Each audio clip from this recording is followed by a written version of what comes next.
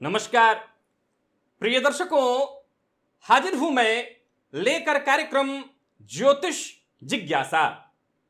एक ऐसा कार्यक्रम जहां मैं आपके जन्म कुंडली से संबंधित उन प्रश्नों का जवाब देता हूं जो निरंतर आपके मन में जिज्ञासा उत्पन्न कर रहे होते हैं। प्रिय दर्शकों, यह कार्यक्रम एक लंबे अंतराल के बाद आप सबके सम्मुख लेकर मैं आज उपस्थित हुआ हूं। वैसे तो आज से राहु और केतु के राशि परिवर्तन को लेकर चर्चा हमारी होनी थी, लेकिन मुझे भी ऐसा प्रतीत होने लगा था और आप भी कई दर्शकों के मन में यह प्रश्न बार बार अवश्य उत्पन्न हो रहा होगा कि शायद ज्योतिष जिज्ञासा का कार्यक्रम अब बंद हो गया। अब जो कार्यक्रम हमने प्रारंभ कर लिया है उसे बंद क्यों करें, चलता रहेगा। सो आज बुधवार था और मैंने सोचा कि राहु और केतु एक दिन और इंतजार कर लेंगे। आज आपके उन प्रश्नों का, उन जिज्ञासाओं का कि हम शांति करेंगे जो आपके मन में निरंतर उत्पन्न हो रहे हैं। तो चलिए बिना विलंब किए कार्यक्रम प्रारंभ करते हैं। कार्यक्रम ज्योतिष जिज्ञासा। कार्यक्रम के प्रारंभ में पहला प्रश्न है प्रदीप चौहान जी का। इन्होंने पूछा है कि सिंह लग्न में सूर्य चंद्र की युति अष्टम भाव में और उन पर वक्री देवगुरु बृहस्पति की पांचवी दृष्टि यानी चतुर्थ भाव में बैठे हैं, दृष्टि है, अन्य किसी ग्रह की दृष्टि नहीं है और सूर्य चलित चक्र में भाग्य भाव का फल दे रहे हैं। क्या सूर्य का रत्न धारण करना उचित होगा? देखिए, एक बात तो तय है कि सूर्य को अष्टम का दोष नहीं होता। मैंने बताया इसके पीछे का रहस्य। सूर्य आत्मा और अष्टम भाव मृत्यु, आत्मा मृत्यु के भाव में जाकर के तटस्थ हो जाती है। अब जबकि सूर्य आपकी कुंडली में भाग्य भाव का फल दे रहे हैं तो निसंदेह अंश वाइज वो आखिरी पॉइंट पर होंगे। तो मुझे लगता है कि माणिक के पहनने से आपको विशेष कोई नुकसान नहीं होने वाला है। वैसे मुझे लगता है कि लाभ चाहे जितना हो, क्योंकि अंश में निसंदेह आपकी कुंडली में गुरु की स्थिति को अगर देखा जाए तो अंश में आखिरी पॉइंट पर ही होंगे। तो अगर आप माणिक्य धारण करना चाहते हैं जरूर करिए। नमन वाजपेयी जी ने पूछा है वृश्चिक लग्न में मंगल वक्री होकर राहु से युति बनाकर एकादश भाव में हो और एकादशेष बुध चतुर्थ भाव में हो तो लग्नेश क्या प्रदर्शित करेंगे? वृश्चिक लग्न में इनका कहना है कि मंगल वक्री होकर राहु के साथ युति बनाकर लाभ भाव में बैठे हैं। सबसे पहले नमन जी, आप अपनी कुंडली में यह देखिए कि राहु और मंगल अंशवाइज किस दूरी पर हैं। क्या एक ही नक्षत्र में बैठे हैं या दूरी अलग अलग है? यानी उनके बीच दूरी काफी है, गैप काफी है। यह याद रखिएगा कि मंगल की गति राहु से तीव्र है। मंगल सीधी अवस्था में जाएंगे और राहु पीछे की अवस्था में। तो अगर दूरी ज्यादा है तब तो अंगारक की हमें चिंता नहीं है। दूसरा, लग्नपति का लाभ भाव में बैठना तो ठीक है, परंतु बुध के साथ इन्होंने तात्कालिक शत्रुता कर रखी है और जिसकी राशि में बैठे हैं उस राशि का राशिपति उसके साथ ही षडाष्टक योग इन्होंने बना लिया है। तो आपको दो तीन बातों का ख्याल रखना है। पहले तो आप राहु के साथ इनके संबंध को देखिए कि युति में कितने अंश की दूरी है। अगर दूरी पर्याप्त है तब तो चिंता की बात नहीं, अंगारक योग नहीं, परंतु फिर भी मंगल को कैसा माना जाएगा? तो मंगल को यहां पर शत्रु राशि में माना जाएगा। मंगल को यहां पर शत्रु राशि में माना जाएगा। तो आपने पूछा कि क्या प्रदर्शित करता है, तो प्रदर्शित कहीं ना कहीं यही है कि लग्न को या लग्नपति को, तो लग्नपति को यह कमजोर कर रहा है और विशेषकर अगर अंगारक योग हुआ तो लग्नपति और कमजोर माने जाएंगे। हां, पापग्रह बन करके और राहु के साथ बैठ करके लाभ भाव में होना यह निसंदेह अच्छा माना जाएगा। विशेषकर लग्नपति लाभ भाव में हो तो लाभ के दृष्टिकोण से मैंने कहा था कि वो जहां भी बैठते उस भाव की वृद्धि करते हैं। तो भाव की वृद्धि करते हैं, यह बात सत्य है, परंतु उनकी स्थिति को भी देखना होगा। कैसी स्थिति में है? पीड़ित हैं, शत्रु राशि में, अति शत्रु राशि में हो गए हैं, तात्कालिक शत्रुता में, तो कहीं ना कहीं उनका प्रभाव कमजोर पड़ेगा। राहुल शंकर राय जी ने पूछा है धनु लग्न में ही देवगुरु बृहस्पति वक्री होकर के बैठे हैं 19 अंश के साथ, तो क्या इनका रत्न पहनने से फायदा होगा? सूर्य, शुक्र और बुध तीनों पर इनकी दृष्टि है, तो कौन अच्छा फल देगा? तीनों पंचम भाव में बैठे हैं और सूर्य 24 डिग्री पर हैं, कैसा प्रभाव होगा?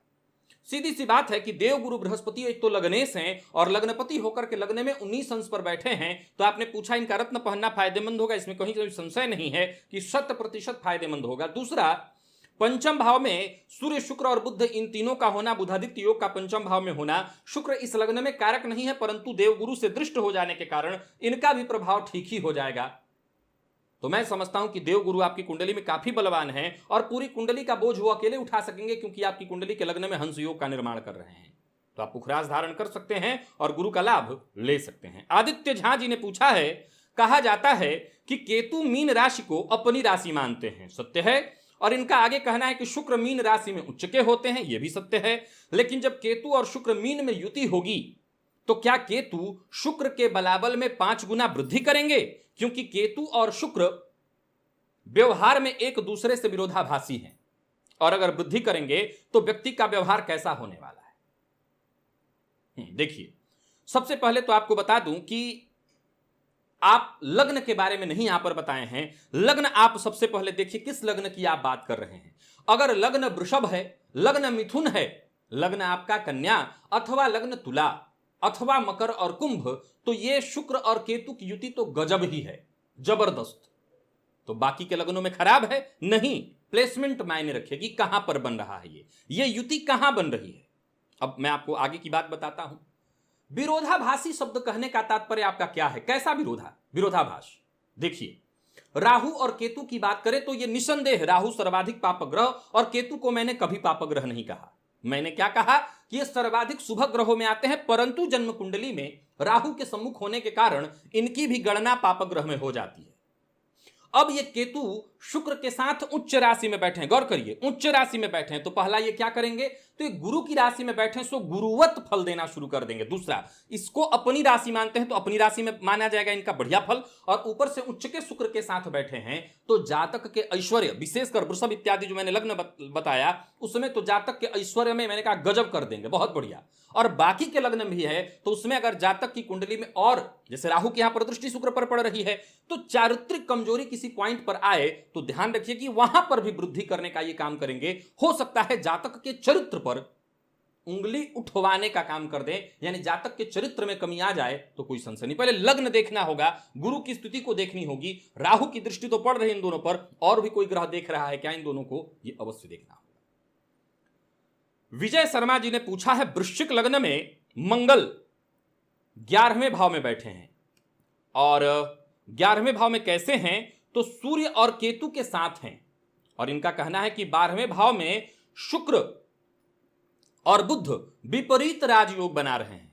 क्या बात है।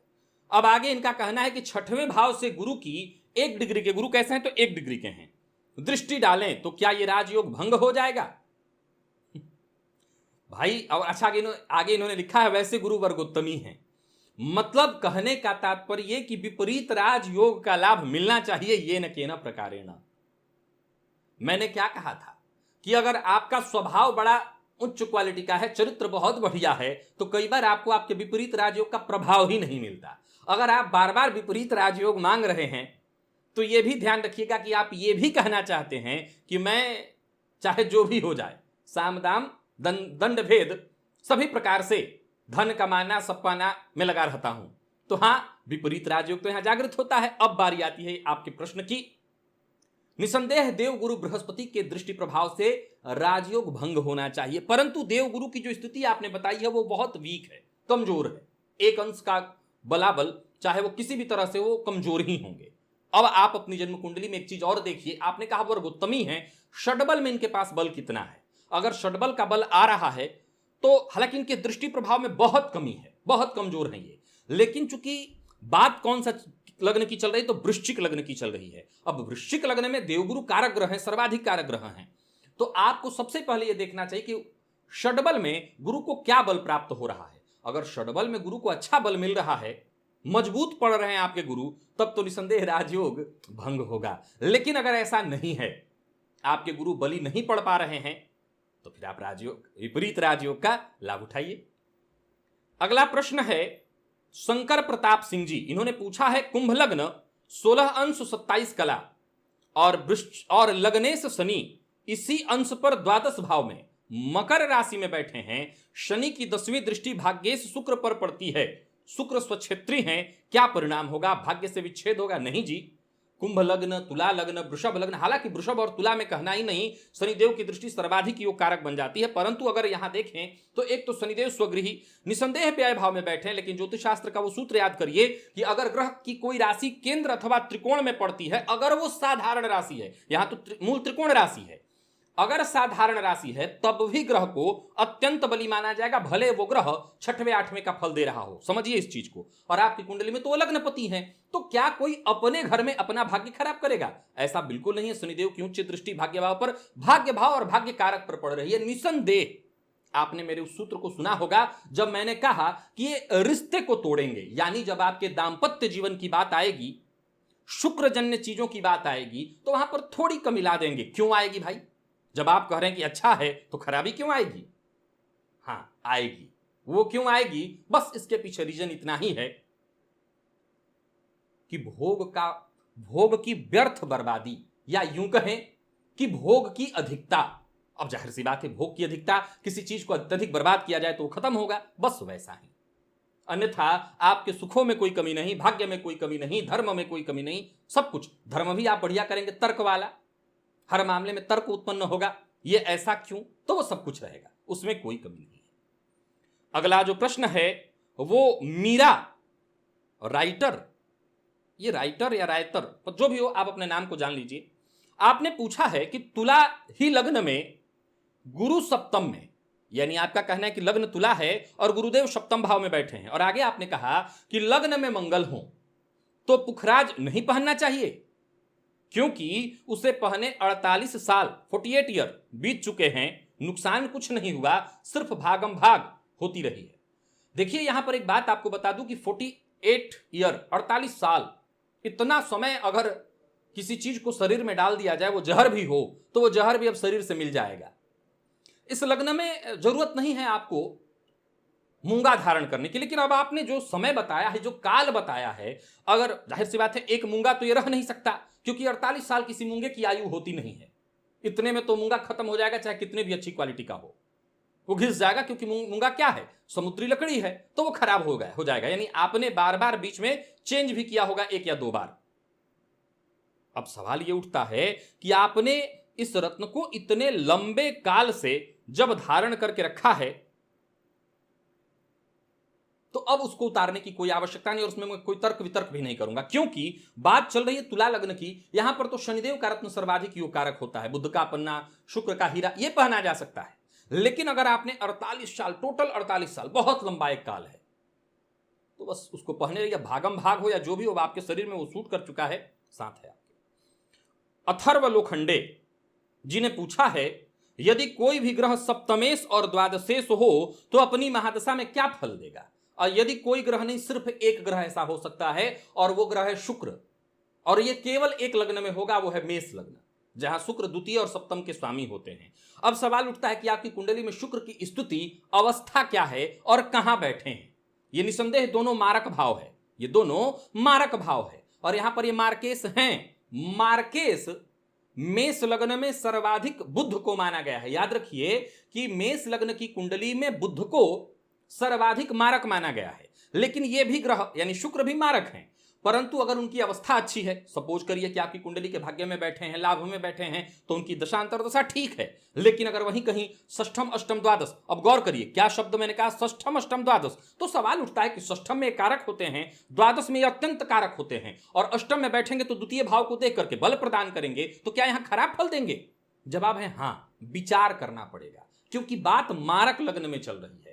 तो यहां अगर हम केवल यह फैसला लेते हैं कि यहां पर शुक्र भोग भाव में बैठ करके जातक को अत्यंत सौभाग्यशाली बना देंगे, यह सूत्र मैं हमेशा कहता हूं, लेकिन जब मैं ये सूत्र कहता हूं तो किसी कुंडली विशेष पर नहीं कहता, एक जनरल प्रेडिक्शन होता है। लेकिन जब बात किसी कुंडली विशेष जैसे मेष लग्न की आ रही है, तो यहां धनपति बैठ करके बन करके व्यय में बैठेंगे, क्या करा देंगे? तो जातक के पास पैसे कभी टिकने ही नहीं देंगे, जातक के पास कभी धन संचय होने ही नहीं देंगे। षष्ठम में बैठेंगे तब भी कहीं ना कहीं ऋणात्मक स्थिति, जातक को ऋण में डाल देंगे, है योग कारक स्थिति, लेकिन यहां पर विचार करना पड़ेगा, दांपत्य में परेशानी लाएंगे इत्यादि।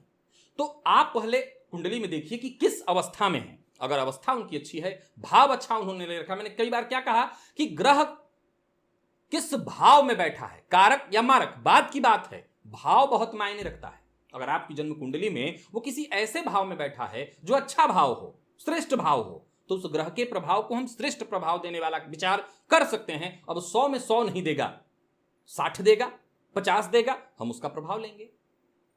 अगला जो प्रश्न है वो स्वाति शर्मा का है और इन्होंने बड़ा बढ़िया प्रश्न पूछा है कि वर और कन्या, यह असल में ज्योतिष जिज्ञासा में है लेकिन सवाल जवाब के जैसा सवाल है इनका, कि वर और कन्या दोनों की कुंडली में भाव, भावपति और भावकारक तीनों पीड़ित हैं, लेकिन गुण मिलान अच्छा हो रहा है, तो क्या विवाह करना चाहिए?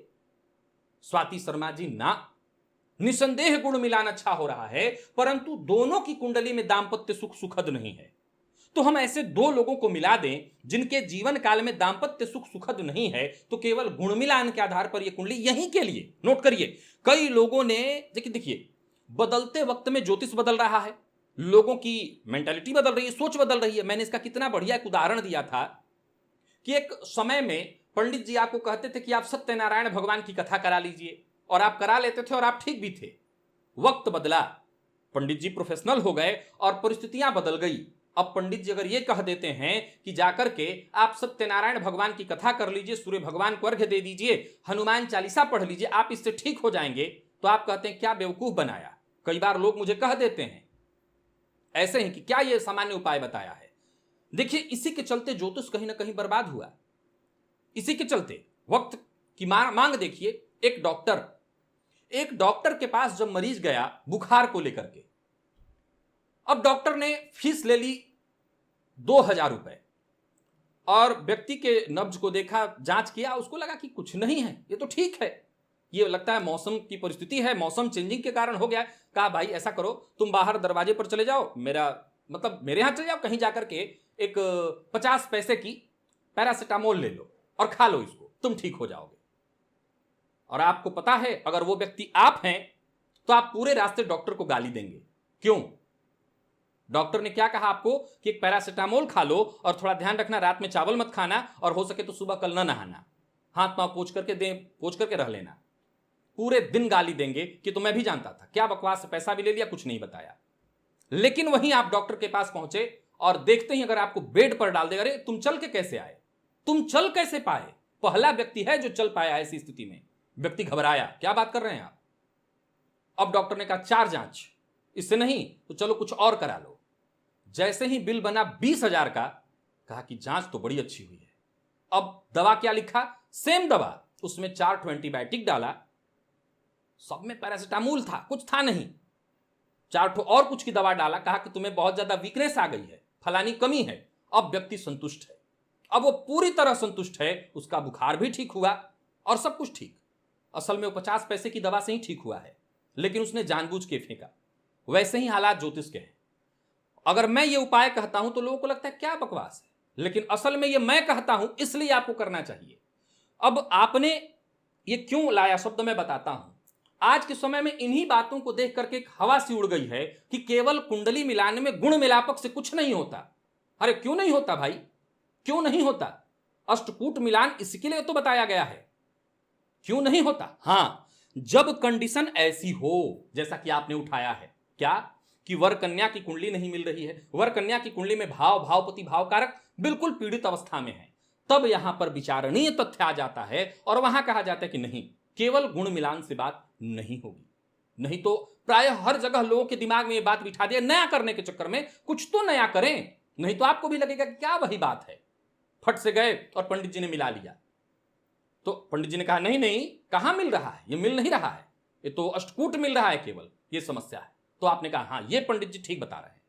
तो लोगों की मेंटालिटी भी वैसी है और मजबूरी है, ज्योतिषियों की, डॉक्टरों की, सबकी वैसी मजबूरी है। तो मैं आपको बता देता हूं कि यहां पर उचित नहीं है, क्योंकि दोनों की कुंडली में दांपत्य सुख कम दिख रहा है। अब आगे आपने अगला एक और प्रश्न डाला है कि अगर एक कुंडली में भाव, भावपति, भावकारक तीनों पीड़ित हैं, तो क्या दूसरे की कुंडली में अच्छी स्थिति होनी चाहिए तभी विवाह करना चाहिए? हां, अगर इस अवस्था में एक की कुंडली में भाव, भावपति, भावकारक तीनों पीड़ित नहीं हैं और कुंडली का मिलापक बहुत अच्छा रहा है, तब आप विवाह के बारे में विचार कर सकते हैं। क्यों कर सकते हैं?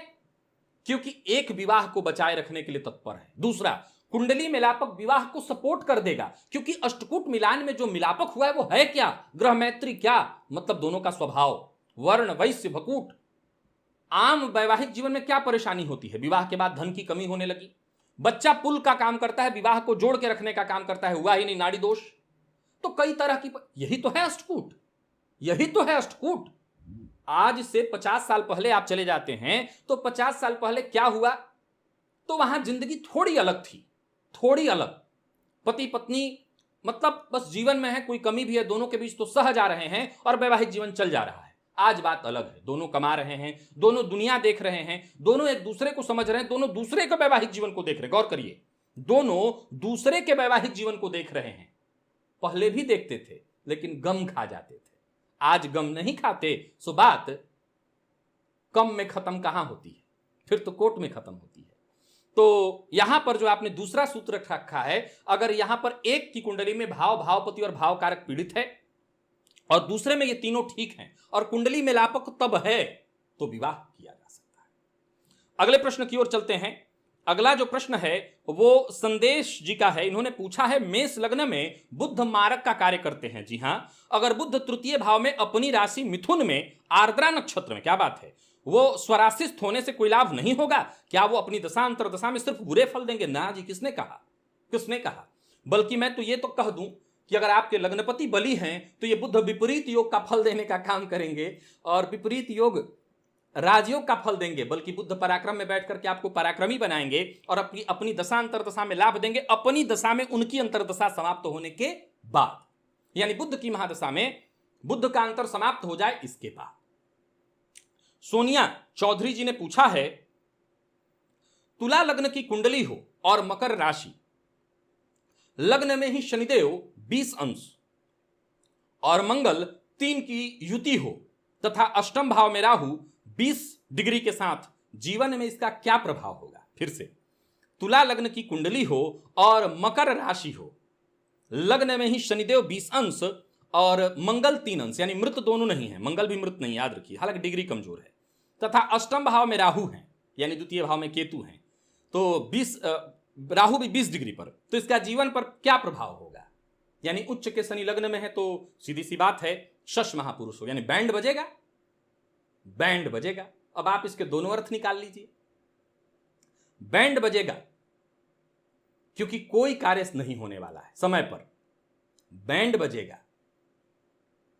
क्योंकि यह तय है कि होगा वही जो आप चाहते हैं, बस तब नहीं जब आप चाहते हैं। यानी दोनों ही अर्थों में आप बैंड बजा लीजिए। मंगल लग्न में बैठकर धैर्य रहने नहीं देंगे और शनिदेव कोई कार्य वक्त पर होने नहीं देंगे, बैंड बजेगा। और यह बात तय है कि शनिदेव जो भी कार्य ठाना है वही होकर के रहेगा, बैंड बजेगा। खुशी तो मुझे लगता है बहुत अच्छी स्थिति है।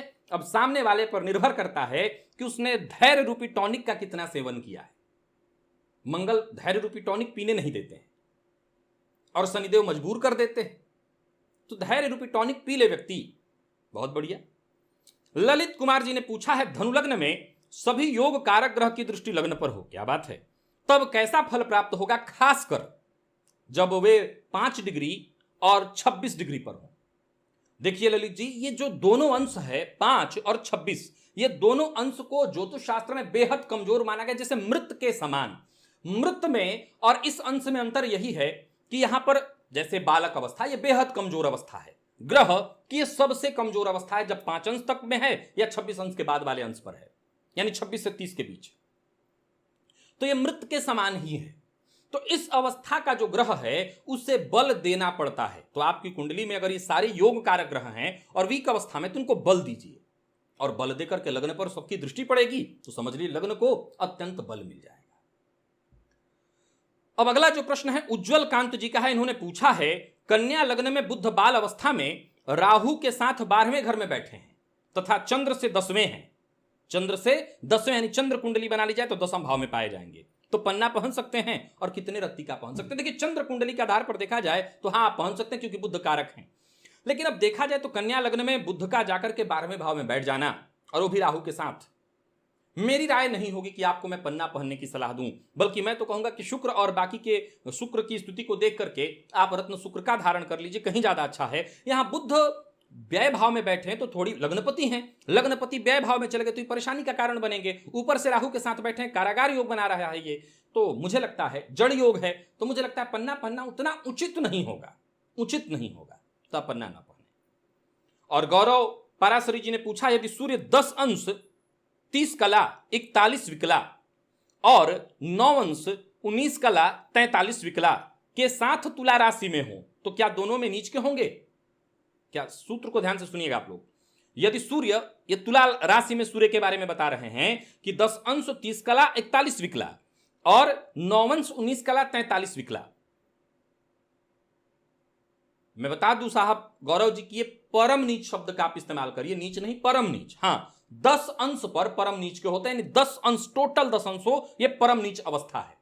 लेकिन आप गौर करिए तो ये जो अंश आप बता रहे हैं बिल्कुल समकालिक ये पॉइंट है और नक्षत्र लगभग सेम वही होगा, नक्षत्र वही होगा, तो परम नीच अवस्था ही है, ये कमजोर अवस्था है, सूर्य की सर्वाधिक कमजोर अवस्था, जहां पर वो सारे राजयोग भंग कर देते हैं।